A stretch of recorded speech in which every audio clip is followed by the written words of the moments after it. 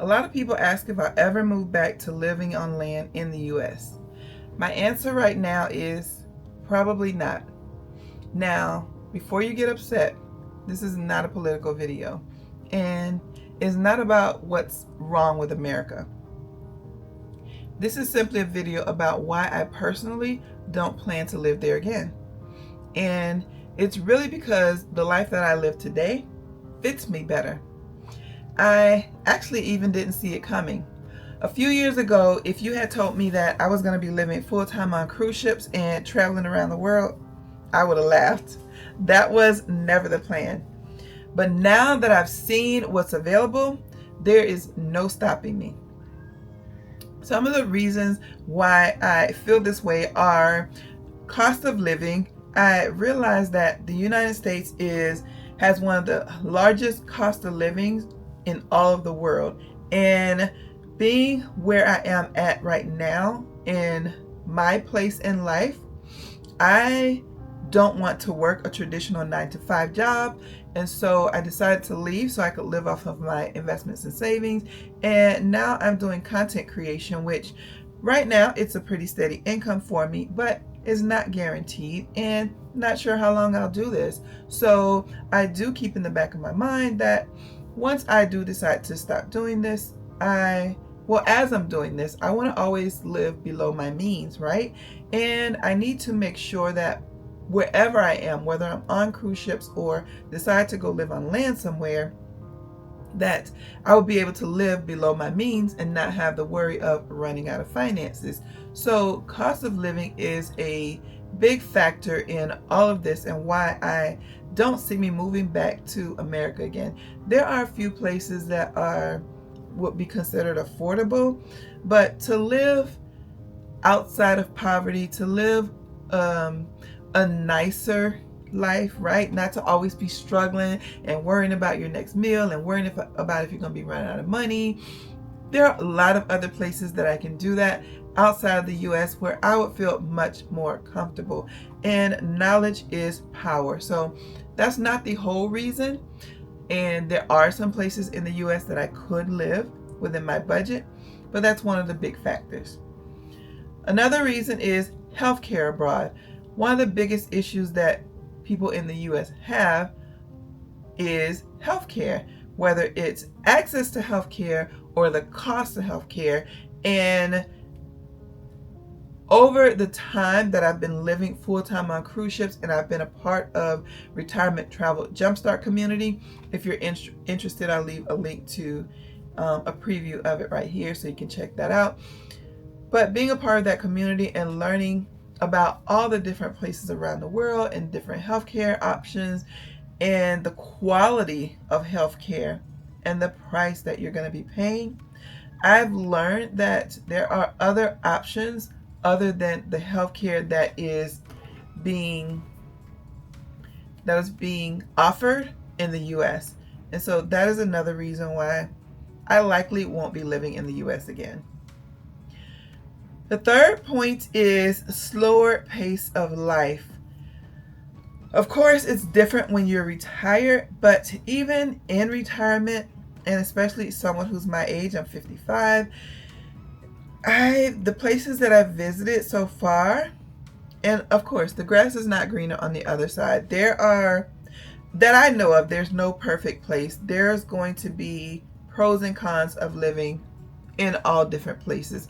Not just the US, but any place that I move to and any place that anybody lives in, there's going to be pros and cons to anything. But the places that I have lived and for what I'm looking for in this part of my life, I found that there's a slower pace of life in different places, and the places that I'm exploring of where I would live if I wasn't living full-time on cruise ships. And of course, while I'm living on cruise ships, other than me putting in the effort to make these videos, pretty much I have a really slower pace of life right now. And so I'm just going to enjoy it. Another thing is less pressure to accumulate stuff.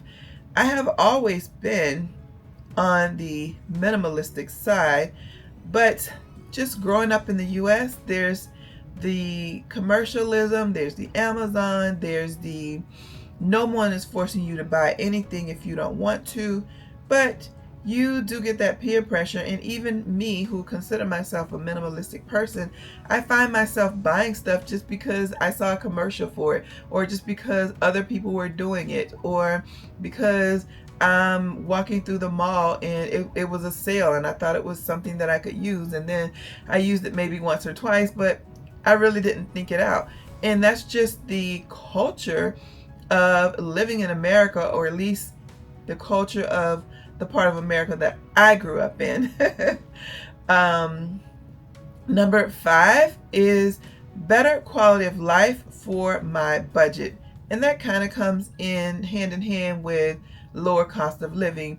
So for instance, when I was in Mexico, when I was in Southeast Asia, some of the other Caribbean islands that some of the Caribbean islands that I've gone to, because the cost of living is more affordable, that means your dollars stretch more, and that means that I can live a better quality of life than what I could live in the US. So if you don't know, I was born in New Orleans, I was raised in Orlando, lived in Illinois for a while, lived in South Carolina, and before I started doing this, I was living in Atlanta. All of those places are in the, well, except for Illinois, all of those places are in the Southeast, so kind of not the higher end of the cost of living. But before I started doing YouTube, my plan was to live on under $3,000 a month. So $2,000 a month, because I want to live below my means. And if you live in any of those places, you know it is going to be seriously difficult for you to live, at least on your own, without a roommate or staying with family. It's gonna be really hard for you to live on $2,000 a month. And in those other places, I can not only live, I can thrive, I can eat out, I can have things like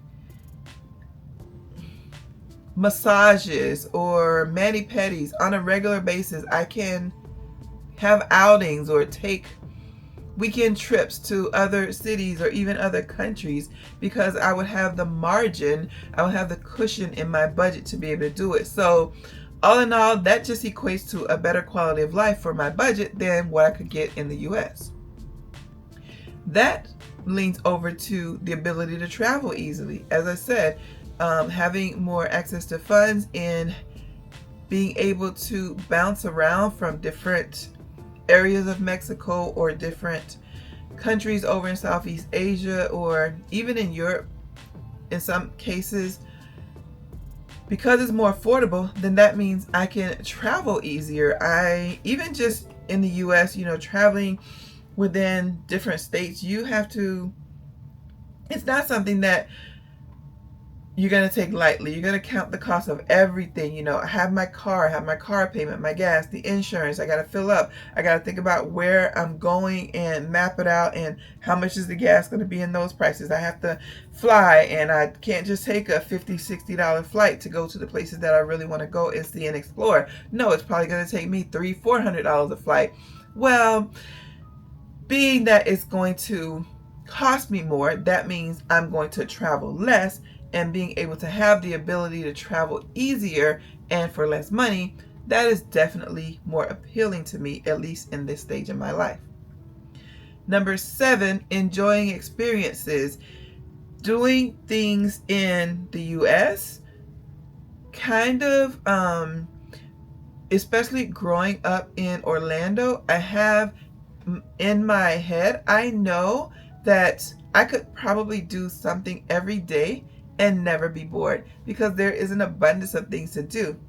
The problem is, some of those things are free, some of those things have a nominal charge, and some of those things are really expensive. And for me to be able to have the experiences that I want, I can do that with other cultures, see other things, and still do some of the things that I would probably do in the US, like going to see waterfalls, or hanging out at the beach, and enjoying a nice dinner on a rooftop of a restaurant. definitely going to cost me less over in these places than it will cost me over in the US. So I get to have more of those experiences and enjoy them more and not worry about going into credit card debt because I can't afford it. So a lot of these things are wrapped around cost of living and money, which is why I put that one first. Number 8, discovering that there are many ways to live. And obviously, living full-time on cruise ships, that has opened my eyes to, hey, living in a house or an apartment are not the only two ways to go. So, of course, now these things have always existed, but I'm learning more about them. I'm learning about people who convert a bus or a SUV over into a home, or living out of an RV, or what is it called? Surf couching was the thing that was coming to mind, or even digital nomads, slow mads. What's the other thing called? Slow travel, where you're going to one country and you're staying there for 3-4 months, and then you go to another country, you stay there for 3 or 4 months. So there's a difference between slow mad and slow travel, in that most of the people who are doing slow travel, they're retired and they're just living this life and doing geographic arbitrage. Whereas slow mad, you're actually still working and you're doing the same thing, but you kind of have a full-time job, whether it's content creating or doing something else for an actual corporation or even your own business. So same thing, but a little different. And realizing that the American dream is no longer my dream. So the white picket fence, I've done all the things with the kids and the husband and, you know, the suburbs and all that stuff. And that was all good for a time. But right now, in this time in my life, that's no longer my dream. I have other dreams, and now I get to go and explore them. And number 10, bottom line is I have the freedom to go where I'm treated best. And over time, I'm still learning where those places are.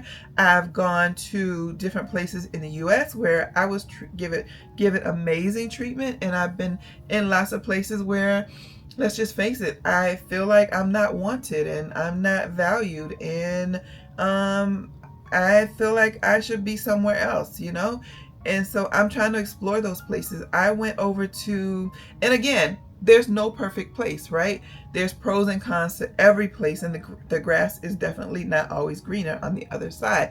I'm aware of that. I'm not walking in or cruising in with rose-colored glasses. I'm very aware.